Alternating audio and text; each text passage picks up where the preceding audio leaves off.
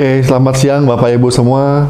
Selamat datang kembali di acara kami, event kami yang kesekian kalinya di Jababeka Industrial Estate Talk Show.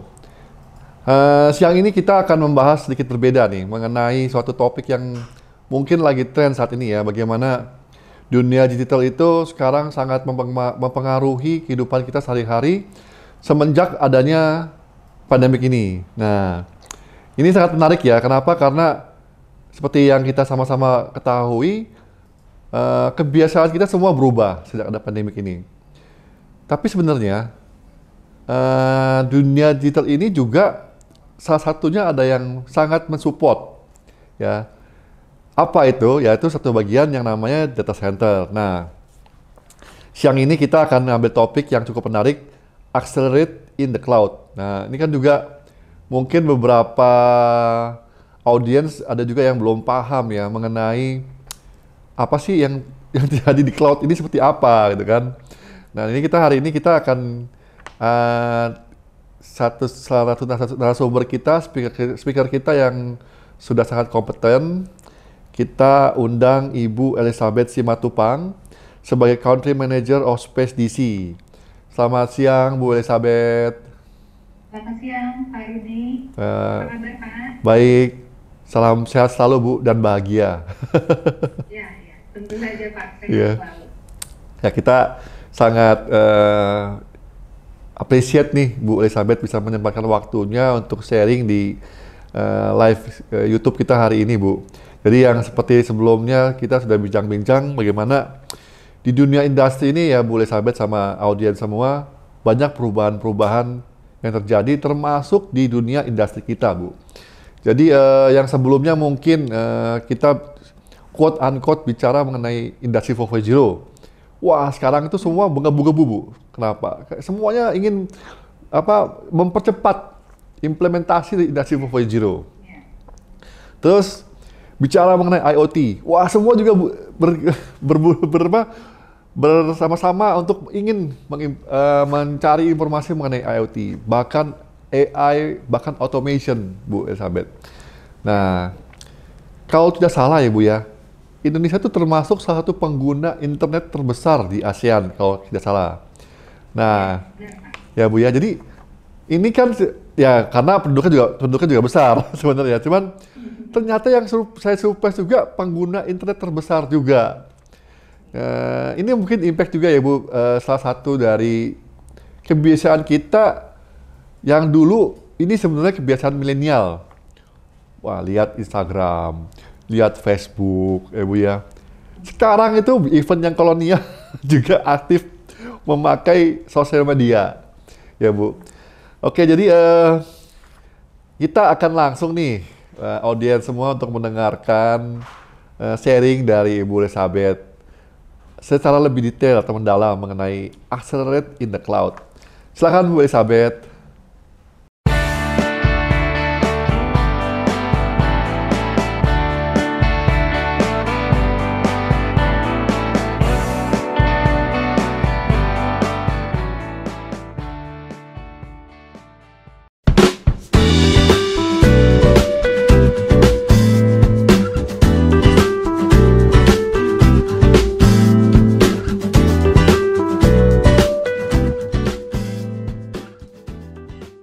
Ya, terima kasih sekali Pak Rudi atas waktu dan kesempatannya. Dan juga kepada Bapak Ibu sekalian, terima kasih sudah menyempatkan waktu untuk hadir dalam talk show kita di siang menjelang sore hari ini. Saya mungkin memperkenalkan diri dulu. Seperti yang disebut oleh Pak Rudi tadi, saya Elizabeth Simatupang, sebagai Country Manager dari Space DC Indonesia, salah satu data center hyperscalers di Indonesia saat ini. Tugas utama saya itu adalah memanage end-to-end operation dari data center kami, termasuk di dalamnya membangun tim, membangun sistem, dan memastikan seluruh sistem itu berjalan sesuai dengan yang kami rencanakan, sehingga kami bisa memberikan excellent services kepada konsumen kami dengan standar yang tidak berubah atau konsisten. Sebelum saya bergabung dengan Space DC, saya hampir 20 tahun di industri telekomunikasi dan data center. Sebelumnya saya pernah bekerja di Nokia Networks, kemudian Axis Telekom Indonesia, Hutchinson 3 Indonesia, AWS, Bali Tower, dan sekarang saya di Space DC. Mungkin kita bisa langsung saja ya, Pak Rudi. Ya, silakan Bu. Nah, jika kita berbicara tentang cloud acceleration, ini kita ke belakang sedikit ya Pak ya. Apa sih yang menjadi latar belakang dari cloud acceleration ini? Sebenarnya itu yang sudah disebutkan tadi oleh Pak Rudi, yaitu digital transformation. Ini adalah sebuah frase yang begitu populer ya beberapa tahun belakangan ini, terutama di 1 tahun terakhir di masa COVID-19 ya. Jadi ada transformasi digital ini kan ada beberapa milestone sebenarnya Pak. Dan beberapa milestone itu sebelum COVID itu diprediksi akan terlaksana dalam waktu 5 tahun bahkan juga 10 tahun.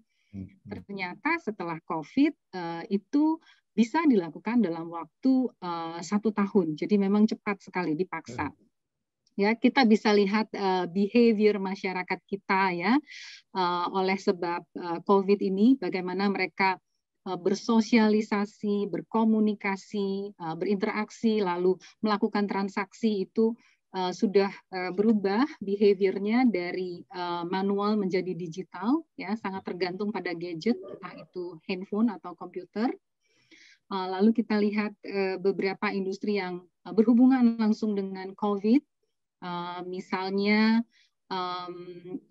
rumah sakit ya yang sudah menggunakan sistem robot, mulai dari membersihkan rumah sakit atau sekedar mengantar makanan kepada pasien. Ya, lalu ini contoh-contoh yang saya sebutkan ya. Lalu bagaimana pemerintah membuat aplikasi-aplikasi wajib untuk tracing perjalanan penduduk Indonesia. Kita ketahui penduduk Indonesia itu jumlahnya lebih dari 270 juta. Jadi puluhan juta orang itu bergerak setiap hari dan harus dilakukan tracing untuk bisa melakukan mapping penyebaran dari virus. Kemudian kita juga melihat bagaimana di dunia pendidikan juga terjadi revolusi. Anak-anak kita belajar dari mulai level tingkat pendidikan yang paling rendah sampai yang tertinggi di universitas. Itu 95% kegiatan belajar mengajarnya dilakukan secara online, ya, sesuatu yang tidak bisa kita bayangkan sebelumnya. Dan itu juga memaksa pemerintah untuk melakukan rollout coverage telekomunikasi dan network agar anak-anak di pelosok juga bisa belajar. Jadi pemerintah juga di sisi lain juga terdorong untuk melakukan ekspansi telekomunikasi. Ya, kemudian kita juga tahu ada beberapa industri finansial yang merubah interaksi dengan konsumen mereka menjadi online ya. Sekarang kita bisa menemukan beberapa bank yang membuka kantor cabang, tapi kalau kita ke kantor cabangnya itu kita hanya bertemu dengan security. Di dalam kantor cabangnya kita hanya diberikan layar-layar untuk berinteraksi, misalnya untuk melakukan transfer dalam jumlah besar atau membuka tabungan, itu sudah hanya dengan layar-layar yang mereka sediakan. Kemudian kita juga ketahui beberapa hasil research yang dikeluarkan tahun lalu ya, misalnya pengguna streaming itu yang juga meningkat tajam ya, baik itu misalnya seperti Netflix atau YouTube ya, juga user dari online game ya, itu semua menunjukkan perilaku yang berubah, entah itu dari masyarakat ya, dari pendidikan, dari industri, itu mereka semua beradaptasi lebih cepat dengan transformasi digital ini dikarenakan oleh COVID. Nah, ini semua memiliki satu ciri yang sama, yaitu seluruh aktivitas transformasi digital ini menghasilkan data dalam jumlah yang sangat besar dan sangat cepat. Jadi sangat di luar prediksi sebelum tahun 2020. Dan tentu saja data-data digital ini membutuhkan hosting atau tempat penyimpanan. Nah, inilah yang kita biasa sebut dengan cloud. Jadi penyimpanan data-data ini biasa itu disebut cloud. Lalu cloud ini biasanya disimpan di data center. Nah, jadi kalau kita trace lagi, karena cloud ini harus memberikan servis selama 24 jam, 7 hari seminggu, kita sebut seperti itu ya, 24/7, 365 hari setahun. Oleh sebab itu, hosting dari cloud ini juga harus memberikan servis yang sama atau lebih baik, yaitu data center. Jadi data center itu juga harus memberikan availability, reliability yang sama atau lebih baik dari availability dan reliability oleh cloud tersebut tadi. Ya, jadi sebuah lingkungan yang baik untuk cloud itu ditentukan oleh network yang baik, yang rich network, kita menyebutnya seperti itu. Jadi tidak boleh terputus ya, dan ada redundannya. Jadi ada beberapa network ke data center tersebut. Lalu ada power supply yang lebih dari satu. Jadi kita menyebutnya dual power source. Lalu ada redundan. Jadi power source itu sendiri apabila terjadi masalah yang sudah redundan tadi itu masih diberikan backup lagi. Lalu karena cloud tadi disimpan di server-server yang membutuhkan suhu-suhu tertentu, itu berarti harus ada cooling 24 jam dan cooling ini juga membutuhkan backup, tidak boleh terputus. Nah, jadi demikianlah bagaimana data center ini berhubungan dengan cloud dan cloud terhadap proses transformasi digital tadi. Nah, seperti kita ketahui, karena ada percepatan, maka ada beberapa proses yang harusnya berjalan tidak paralel, tetapi menjadi paralel.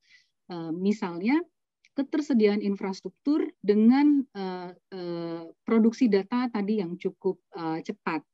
Ya, jadi sehingga kita kadang-kadang di Indonesia ini kita merasa kita masih butuh improvement.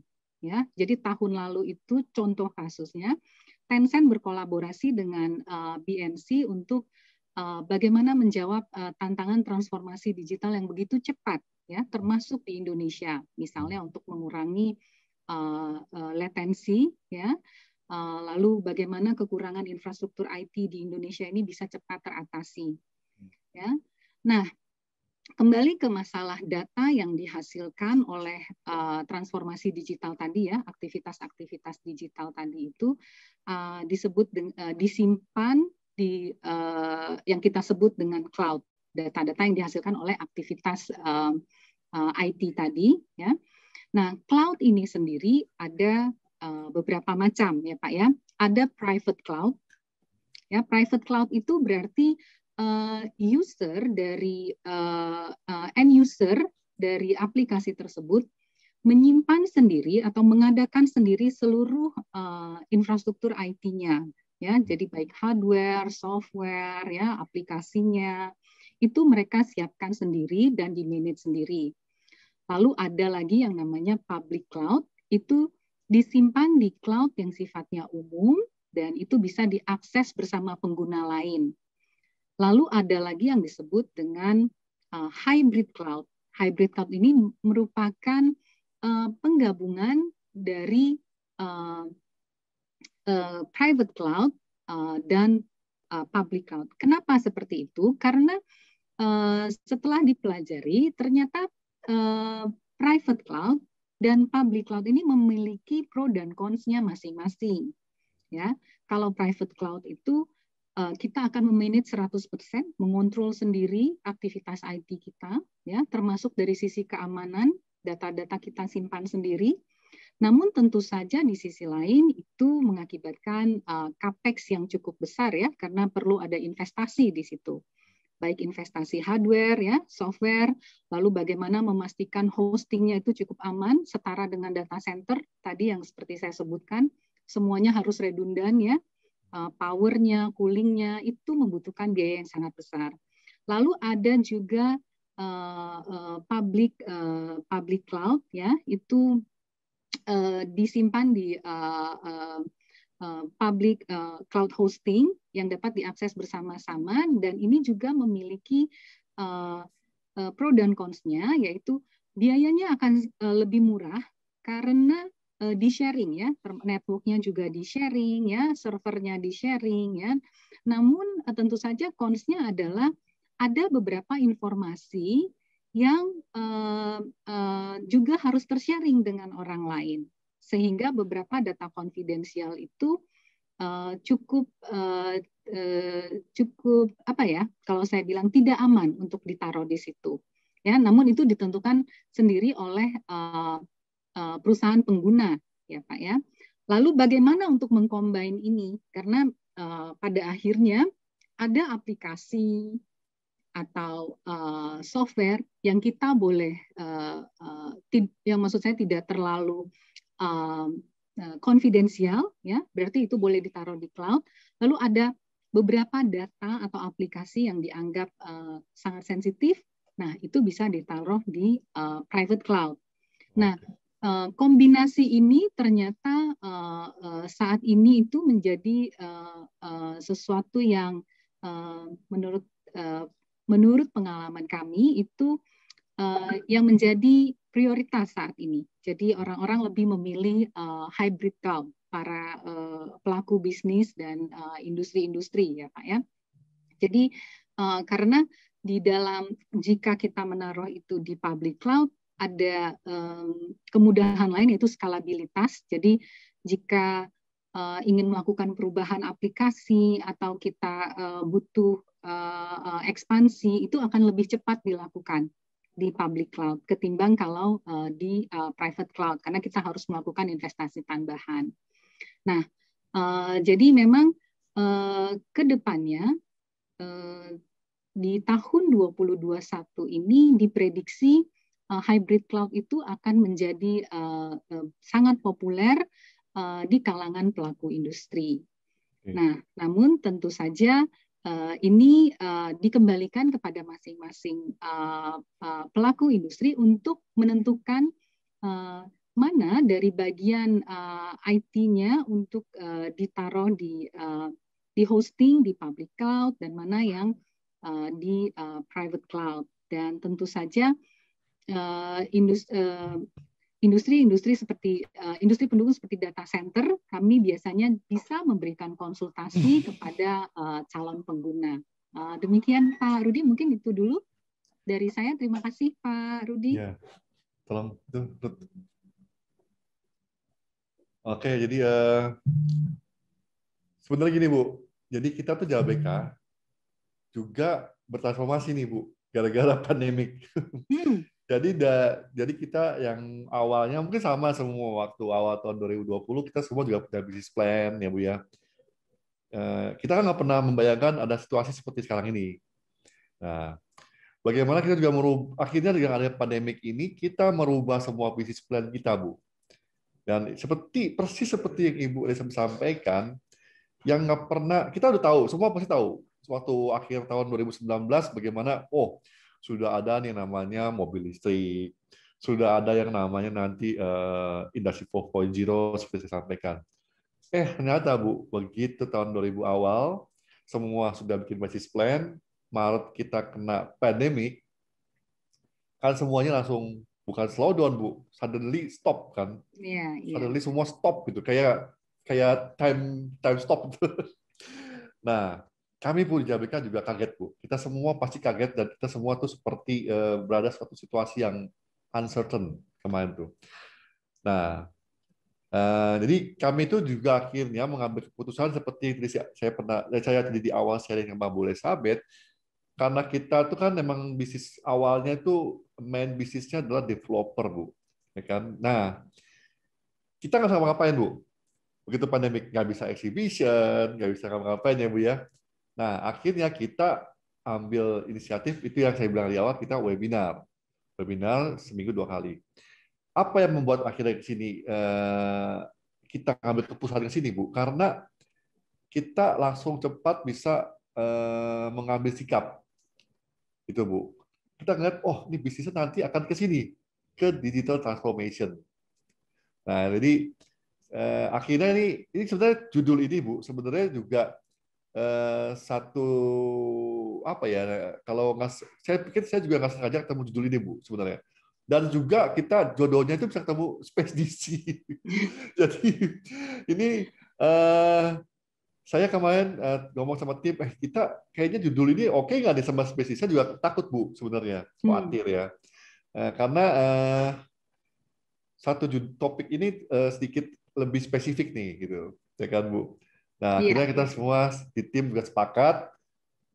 Ya juga saya terima kasih sama timnya Spesisi, Bu Elizabeth, ternyata bisa juga sama menerima judul ini, Bu, topik ini. Nah, ini yang saya mau sharing sama audiens semua. Jadi akhirnya Bu, kita di ABK merubah bisnis plan itu masuk ke suatu perubahan. Jadi kita akhirnya, kan kita gini Bu, kita akan mau launching sekitar 400 hektar new development area. Itu kita sudah desain masuk ke industri yang baru, Bu. Jadi kayak misalnya kawasan industri halal, kawasan industri biotech, sama kawasan industri high-tech, Bu. Nah, ini yang high-tech ini, yang kenapa saya kemarin tiba-tiba bisa kontak timnya Spestisi, Ibu Aprisa, ya segala macam. Karena kita mau apa ya namanya, diskusi, brainstorming, Bu. Ya kan? Nanti at the end-nya, Bu, cluster yang high-tech industrial park ini akan kita invite tim seperti Space DC ini, data center, R&D center, Bu, semua kita akan kelompokkan di sana. Nah, itu sudah pasti related sama yang tadi Ibu sampaikan, infrastrukturnya. Nah, luckily juga kita kan sudah punya power plant sendiri, Bu. Ya kan? Nah, seperti yang Ibu sampaikan, redundant untuk backup power-nya, kita bisa provide, ya kan? Karena kebetulan kita punya power plant itu masuk ke grid-nya PLN di 150 kV. Jadi nanti kita bisa tapping balik lagi di 150 kV masuk ke infrastruktur ini, memperkuat ini, Bu. Nah, untuk fiber optiknya kita sudah punya 12 provider. Wow. Ya, jadi memang ini suatu fasilitas yang sebenarnya kita sudah siapkan lama.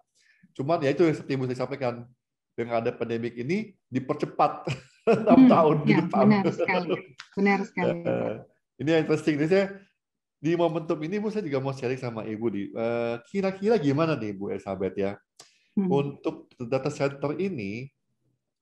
Pasti dong, ya, seperti saya sampaikan, karena Indonesia pengguna terbesar internet, ya kan, pasti akhirnya mereka akan melirik Indonesia ini, Bu Elizabeth. Nah, mungkin boleh sharing, Bu, kira-kira gimana sih nih plannya, atau apakah ada opportunity kita di sini gitu loh. Ya, terima kasih Pak Rudi atas tambahan informasinya, dan mungkin saya jawab sedikit ya Pak ya, mudah-mudahan bisa membantu. Dari sisi kebutuhan data center di Indonesia itu masih akan eksponensial ya, kalau menurut kami dari industri data center. Ya, bisa kita lihat bahwa seperti tadi yang disampaikan ya, pengguna Indonesia itu termasuk pengguna internet dari sisi angka yang terbesar, ya. Tetapi penetrasinya masih akan terus naik gitu. Jadi kalau dilihat dari sisi persentase ya, itu baru berapa persennya dari sisi yang mana dulu? Apakah hanya dari sisi OTT application seperti Instagram, TikTok, atau sudah ke e-commerce ya, atau masalah dengan aplikasi-aplikasi pendidikan yang lain ya.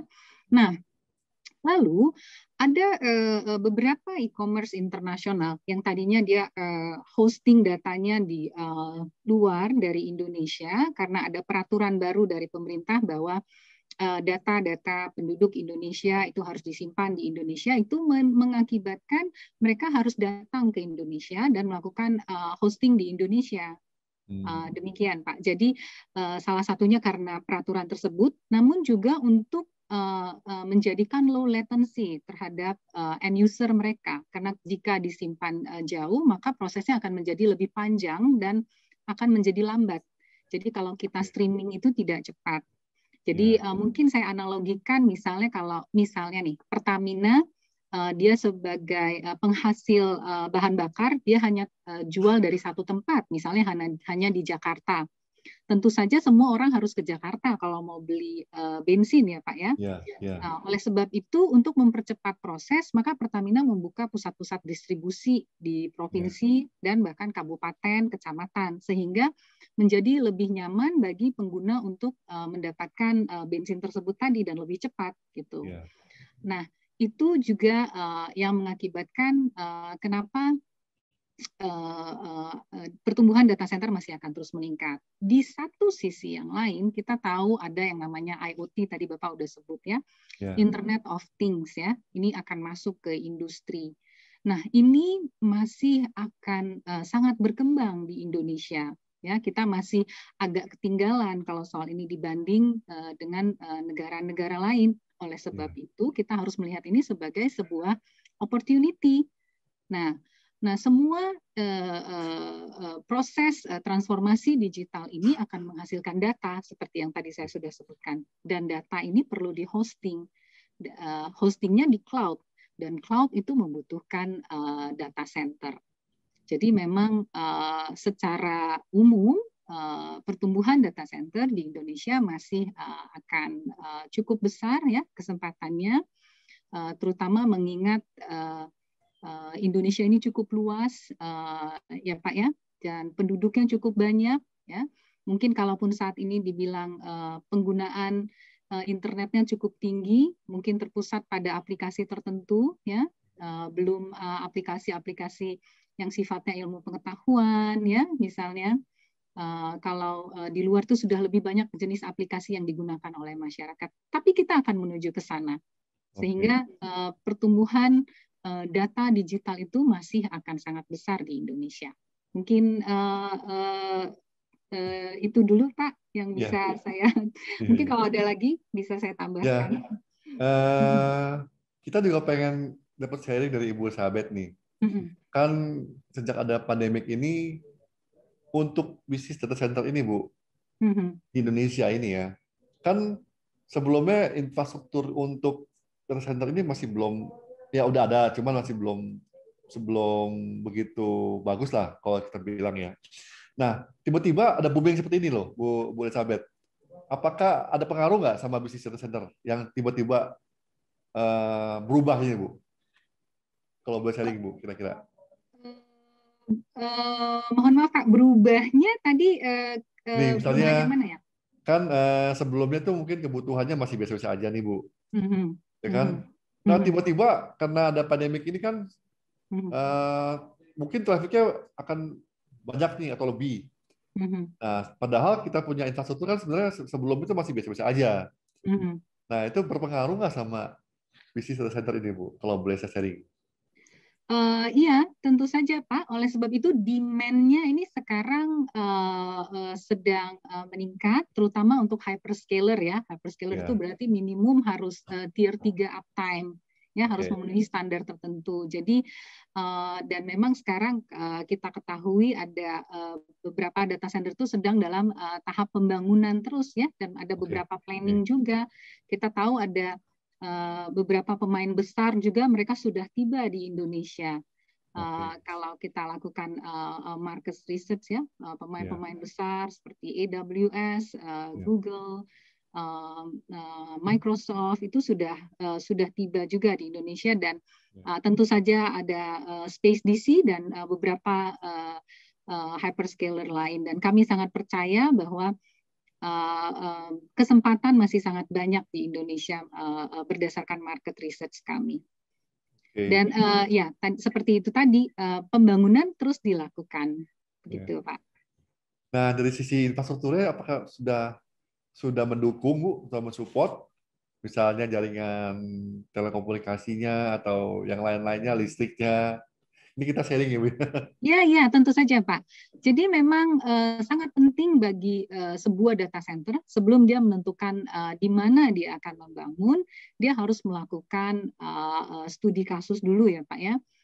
Bagaimana jaringan network di situ, apakah rich network atau tidak, lalu apakah redundan backbone-nya ya dari berbagai arah sehingga apabila satu backbone dari satu provider itu terputus, tidak akan mengalami gangguan konsumennya, itu sangat perlu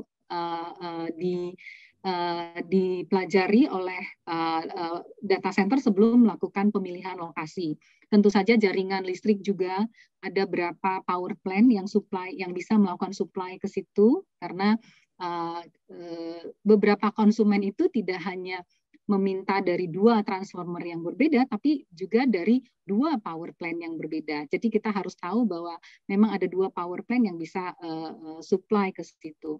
Tapi kita juga lihat bagaimana pemerintah juga sudah menyiapkan ya Pak ya, dari sisi network. Misalnya kita lihat sampai tahun lalu pemerintah aktif membangun jaringan palaparing ya, untuk menyatukan seluruh Indonesia, sehingga traffic data dari yang paling ujung ke Indonesia itu ujung timur bisa sampai ke ujung barat. Dan tentu saja dengan seiring meningkatnya pengguna internet di Indonesia Timur dan daerah-daerah terpencil yang lain, itu menghasilkan data, dan data tersebut kembali lagi perlu di hosting seperti itu. Nah, untuk saat ini sih kalau kita lihat pemerintah sudah cukup baik ya, jadi mulai dari teman-teman ISP dalam menyediakan infrastruktur network ya, itu kita bisa lihat bahwa mereka juga diberi kemudahan dalam perizinan ya, sehingga mereka bisa melakukan roll out fiber optik ya tanpa ada gangguan ya, jadi memberikan redundansi kepada data center ya.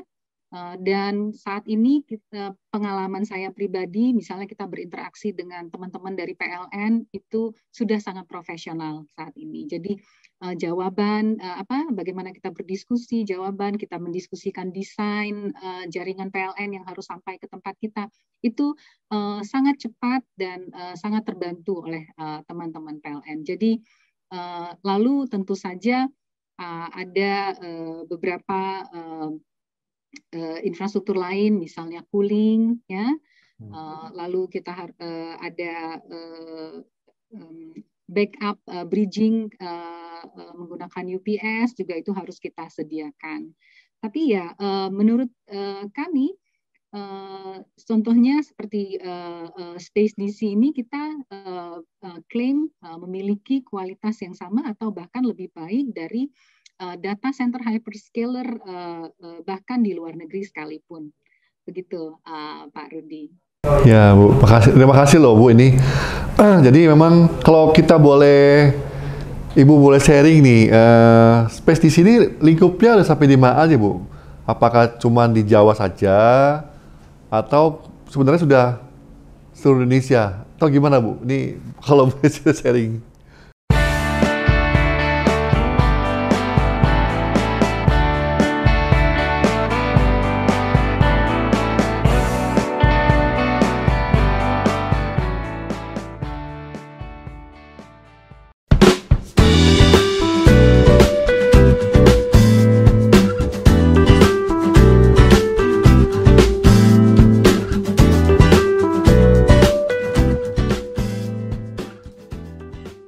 Sebagai hosting dari data ya Pak ya. Yeah. Kalau datanya itu sendiri adalah milik konsumen kami, dan konsumen itu bisa mengambil datanya dari mana saja, dari luar negeri, merupakan hasil kegiatan mereka di luar negeri, di Indonesia Timur begitu. Namun saat ini kami baru memiliki satu kampus ya. Plan pertama kami disebut JAK 2 itu sudah selesai, lalu JAK 1 yang berdampingan untuk 24 mega sedang proses pembangunan. Dan tentu saja lokasi kami yang ada di Jakarta Barat dan Mogot ini merupakan pintu pembuka bagi investasi SpaceDC untuk data center selanjutnya di Indonesia. Begitu, Pak. Tidak hanya di Indonesia, tapi juga di Asia Tenggara. Oke, makasih Bu. Nah, ini kan JABK juga kita lagi mau bikin juga ya, sebenarnya satu klaster khusus juga namanya JABK Silicon Valley, Bu. Oh, oke. Iya. Jadi karena kami juga sadar lah bahwa kebutuhannya seperti Ibu sampaikan tadi, kebutuhan untuk data center itu kan memang trennya akan meningkat, Bu. Nah, jadi Iya. kita sudah siapkan di sana tuh satu cluster khusus untuk data center yang namanya JABK Silicon Valley, di mana salah satu embrionya, Bu, itu sudah kita launching kemarin, itu namanya Fab Lab, Bu. Fabrication Hmm, Lab. oke. Nah, sana itu sudah ada prototype untuk 3D printing, 3D design, Hmm, dan macam-macam deh.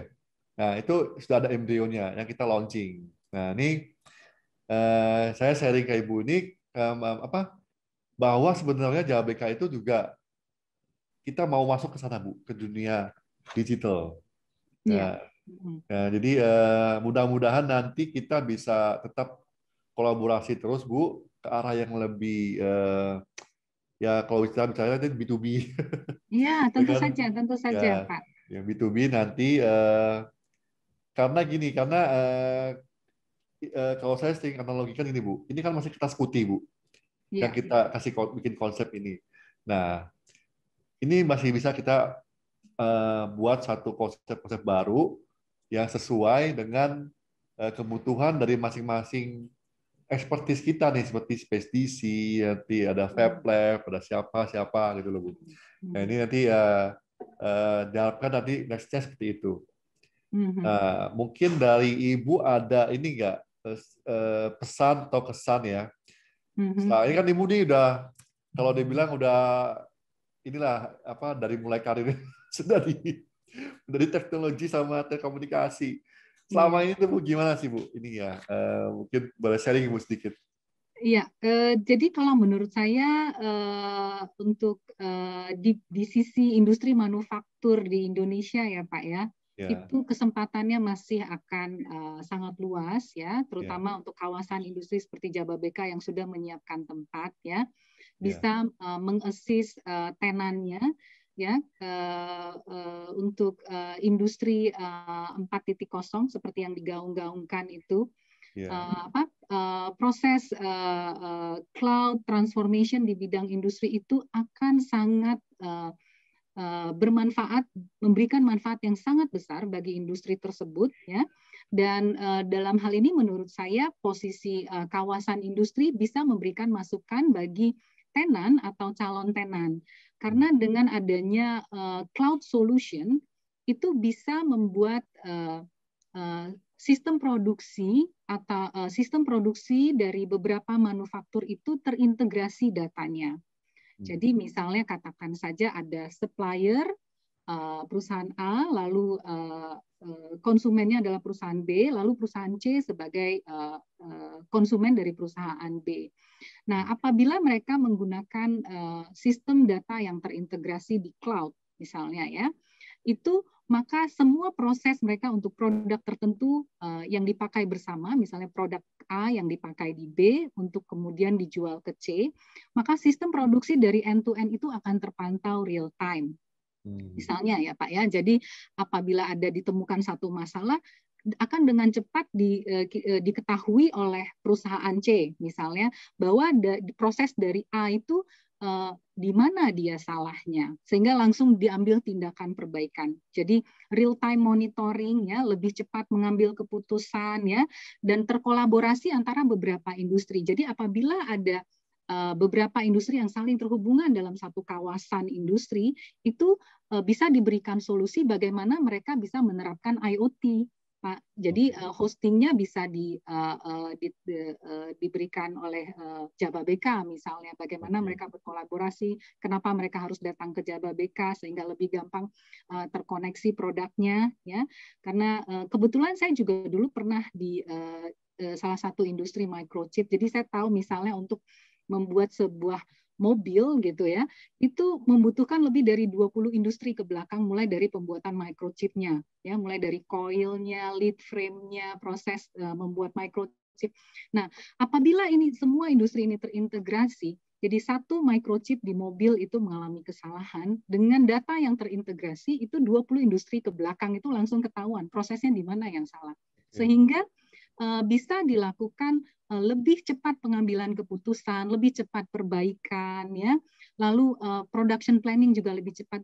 Bisa kita bayangkan saat ini, misalnya ada 20 industri yang terkoneksi satu sama lain sebenarnya, ya. Lalu 20 industri ke-20 yang di depan akan melakukan perubahan jenis barang yang akan dia produksi.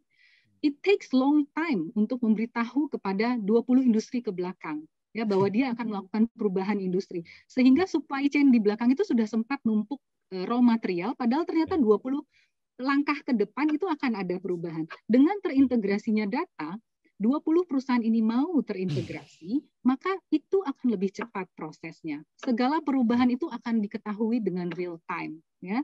Tentu saja mereka tinggal membuka kita sebut portal-portal, ya. Jadi perusahaan, jadi hanya bisa data ini yang diketahui oleh perusahaan selanjutnya, hanya tergantung dari jenis barang yang dipesan gitu loh. Jadi tidak semua data itu terbuka untuk perusahaan yang berikutnya gitu loh, Pak. Itulah salah satu contoh IoT tadi. Jadi jika ini hanya my simple thought, ya, karena di Jababeka ini ada banyak industri dan saya yakin beberapa industri di sana itu saling berhubungan satu sama lain dalam supply chain, ya. Jadi apabila kalau mereka mau berkolaborasi dalam data, itu akan mempercepat proses mereka, ya, pengambilan keputusan, production plan, perbaikan, seperti itu kalau menurut saya, Pak.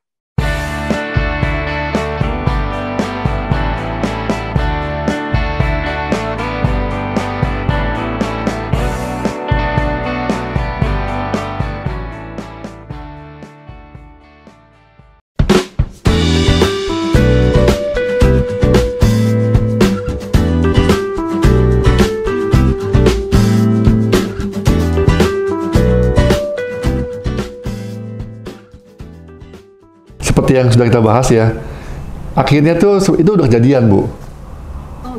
Bahkan ini saya ada customer, saya sharing bagaimana dia maaf, dia bisa memonitor vendornya dan juga customernya satu layar TV aja, Bu. Ya, benar, Pak. Itu membutuhkan penyimpanan data. Ya, jadi dia bisa, ya, seperti Ibu tadi sampaikan, kalau ada kesalahan satu, dia bisa langsung minimize semua, koordinasi ke yang awal. Dan juga menginformasikan ke customer-nya, oh ini delay apa segala macam gitu loh, Bu. Iya. Jadi ini emang gara-gara pandemik ini, itu berubah semua. Kalau kita bicara negatif pasti ada ya, Bu, ya. Cuman ternyata banyak plusnya loh, Bu. Benar. Benar sekali. Ini yang menarik, jadi dunia yang tadi Ibu sampaikan IoT itu sebenarnya sudah, ya sekarang sudah jadi hal-hal yang lumrah, ya. Dan kita mungkin sama-sama yakin next-nya mungkin bisa lebih cepat, bisa lebih tinggi lagi, Bu, lebih ke banyak kebutuhannya, ya nggak, Bu, ya? Betul. Benar jadi, sekali, Pak Rudi. Nah, saya jadi ingat nih, Ibu sampaikan ke bank cuma ada satpam doang, itu sudah jadian sebenarnya, Bu. Saya pernah datang ke satu bank swasta di Jakarta itu, tellernya tuh udah pakai seperti mesin ATM, Bu. Iya, benar.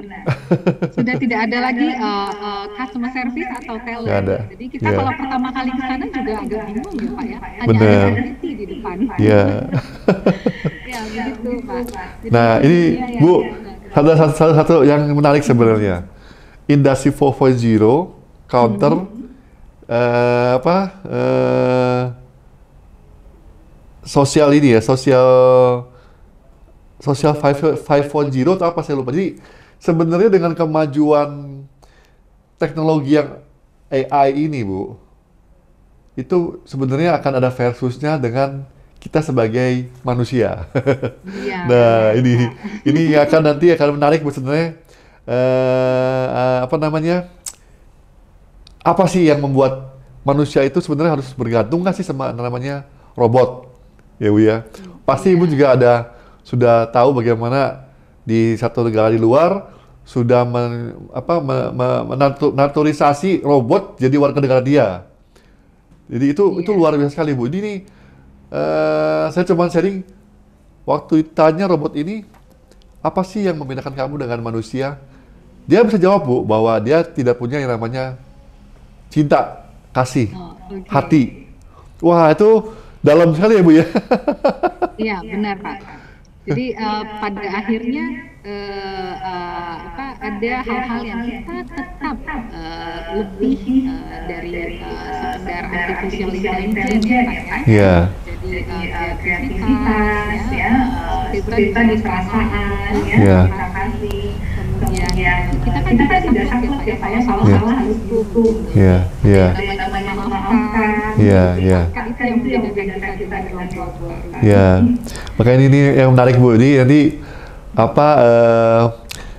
mungkin nanti kan audiens kita akan kita akan upload di YouTube Bu. Dan ini berbagai topik ini akan menjadi pembahasan Bu untuk nextnya, ya kan? Ya. Jadi kalau saya boleh sharing ke audiens semua, nantikan the next series dari Space DC dan Jawa BK. Karena nanti kita akan ada topik-topik yang lebih menarik ya Bu ya. Kita akan sama-sama membahas kemajuan teknologi ya, baik dari sisi data center, kawasan industri, dan juga dari bisnisnya sendiri Bu.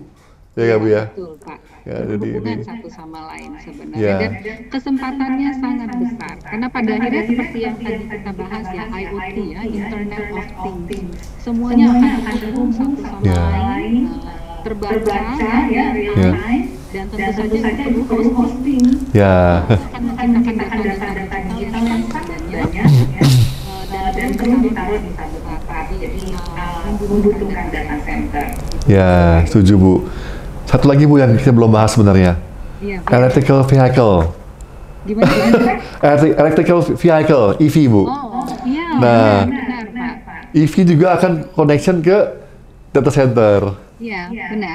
Karena sistemnya computerized semua kan. Iya. Dia butuh artificial intelligence ya. Sistem otomasi mesin-mesinnya itu sendiri harus dikontrol dari satu tempat. Itu tentu saja membutuhkan hosting juga. Ya. Oke, kalau gitu terima kasih loh Bu Elizabeth. Jadi saya juga mau launching, mau info juga nih Bu, bagaimana tadi saya sudah sampaikan kita sudah siapkan kawasan industri baru yang 400 hektar itu dengan adanya halal industrial estate, biotech industrial estate, ada juga high tech industrial park Bu. Kita sebenarnya mau launching akhir bulan ini atau awal April ya Bu ya, atau audiens semua yang namanya Smart Factory Bu. Nah ini namanya kita kasih nama Smart Manufacturing Hub.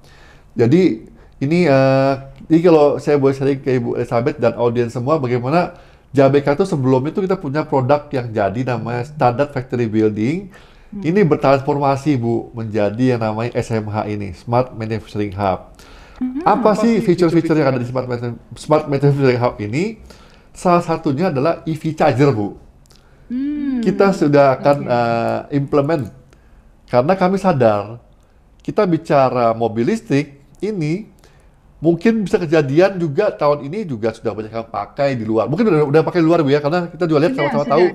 Di Eropa Barat itu sudah hal yang common ya Pak ya. Ya. Nah Indonesia kan juga ada Bu, seperti taksi Bluebird juga pakai Tesla ya kan. Nah, sudah ada. dan dengan adanya pandemik ini, pasti Ibu juga mengikuti bagaimana tren di Indonesia ini. Sudah banyak yang mau pesan malah. Saya yakin mungkin akhir tahun udah pakai seliuran Bu. Sudah berseliweran di Jakarta. Ya. Nah kami mencoba Bu untuk mengadop ini di produk terbaru kami ini. Kita sudah utilize, kita sudah pasang satu yang namanya fasilitas EV charger ini. Nah, jadi kenapa kita juga berani Bu pasang EV charger ini? Karena kami punya power plant sendiri. Kita bisa provide listrik yang capability-nya untuk EV charger ini bisa lebih cepat Bu, gitu loh. Ya kan? Karena pasti itu berhubungan juga dengan power kapasitas dan segala macam di factory itu. Nah di factory itu juga ada nanti kita akan lengkapi dengan misalnya automatic gate, CCTV, bagaimana dengan automatic control untuk lampu, AC gitu, semuanya Bu. Jadi kita punya mimpi Bu sama audiens semua bagaimana nanti investor asing itu datang ke JABK cuma bawa koper Bu. Iya, benar. Ya, jadi Lalu gitu. dia tinggal minta terintegrasi dengan supplier dan konsumennya, Pak. Bener. Para data. Ya, Jadi itu sebenarnya, itu ya, akan terpusat di data center. iya, betul, Pak. Jadi sebenarnya industri 4.0 itu adalah mengintegrasikan human, machine, dan data. Ya, Dan itu tentu saja berakhir di hostingnya cloud di data center. ya. Makanya ini kami juga menyadari Bu bahwa itu sebenarnya yang kita mesti start dulu, kick off-nya itu sebenarnya kita mesti establish satu data center atau pusatnya data center di sini gitu loh Bu. Karena nanti kalau kita sudah, jadi kalau kita analogikan gini Bu, jangan sampai kita lari kekencengan kita lupa gitu loh Bu. Ada yang ketinggalan ya, Pak. Ada yang ketinggalan. Nah, sebenarnya yang main menunya tuh data center. Iya, benar, Ya.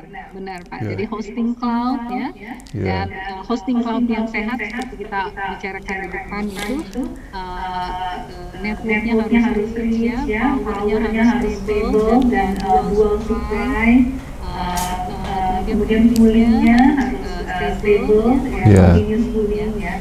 Jadi memenuhi standar kalau data center itu contohnya uptime Question. untuk hyperscaler minimal ya. Ya, nah itu Bu. Nanti mungkin kita bisa diskusi sama timnya Space DC Bu. Apa sih sebenarnya? Kan kalau kita, ya ini mohon maaf Bu, kita kalau ngimpi itu langsung yang tinggi Bu. Bisa, ya kan Bu ya. Nanti mungkin kita bisa diskusi. Saya mohon arahan dari tim Space DC. Kalau kita masuk ke tier 4 tuh apa sih yang diperlukan? Misalnya gitu Bu. Nanti kita bisa sama-sama, karena gini Bu, ini playgroundnya udah ada di JABK, ya kan? Saya sering sharing sama teman-teman, loh ini udah ada, mau diapain gitu loh? Tinggal kita sama-sama konsepnya bikin sama-sama, nanti udah kita implementasikan di sini gitu loh, gitu kan? Mumpung masih kertas kosong, saya sering gitu Bu.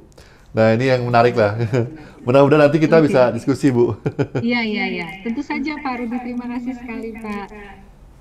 Ya, mungkin kita akan minta izin sebentar Bu, kita mau share teaser mengenai new produk kita Bu, yang nama Smart Pak Manufacturing Rudi. Hub.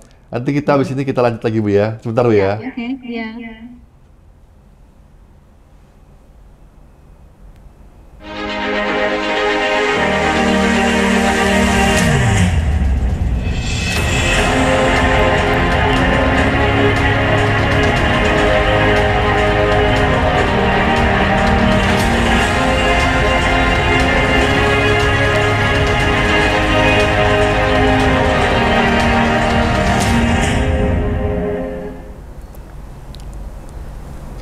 Ya, ini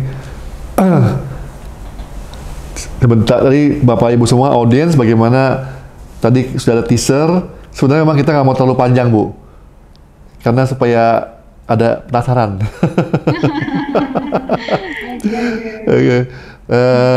Nanti kita akan coba rutin untuk info ini. Nanti kalau misalnya audiens ada yang berminat, bisa silakan langsung menghubungi kantor pemasaran kami. Nanti ada nomor teleponnya, silakan bisa langsung. Tim kami siap untuk membantu.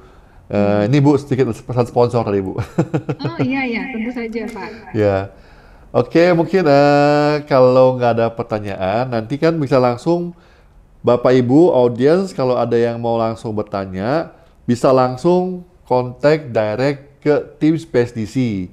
Mungkin Ibu Elizabeth bisa sharing Bu alamat emailnya di sini. Kalau ada yang mau lebih lanjut tanya mengenai Space DC ini. Oh tentu Pak, saya Ya. saya ketik langsung ya Pak ya. Ya, boleh Bu.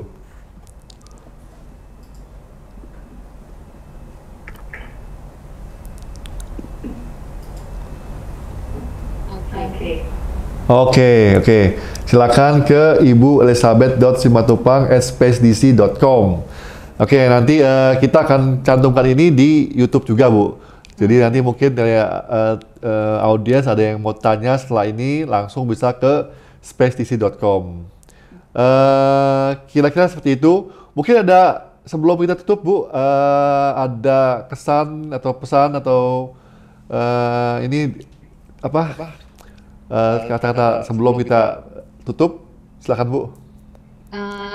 Ya, terima kasih sekali Pak Rudi untuk kesempatan hari ini. Mungkin dari Space DC kita tentu saja encourage para pelaku industri manufaktur ya untuk melakukan transformasi digital dan benar-benar dapat melakukan konsultasi kepada pihak yang tepat sehingga tidak perlu takut untuk melakukan transformasi digital karena memang masih banyak perusahaan yang masih ragu ya mungkin karena berpikir akan ada perubahan sistem secara menyeluruh ya sehingga bukannya terjadi cost effectiveness tetapi malah menambah beban biaya, namun sebenarnya tidak seperti itu ya. Jadi transformasi digital akan mempercepat proses produksi ya, membuat daya saing industri di Indonesia itu menjadi sangat tinggi ya, sebab industri-industri di negara kompetitor kita itu sudah sangat maju. Industri 4.1 dan tentu saja kita ingin mendukung rencana pemerintah untuk menjadikan Indonesia sebagai termasuk di dalam 10 negara dengan perekonomian terbesar di tahun 2030 dengan melakukan transformasi industri 4.0. Mungkin itu dari saya, Pak Rudi. Oke, terima kasih loh Bu Elizabeth.